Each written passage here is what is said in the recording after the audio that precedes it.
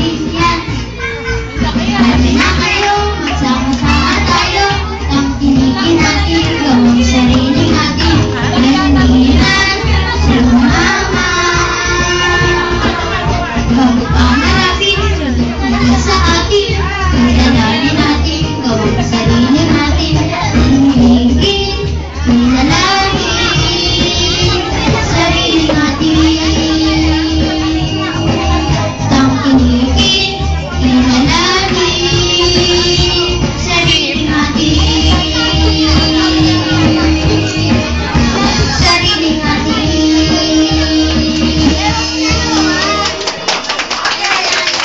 Maraming salamat, Tay.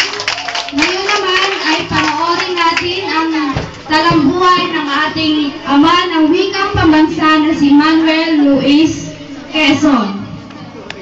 Ba't mali ka? Nakaba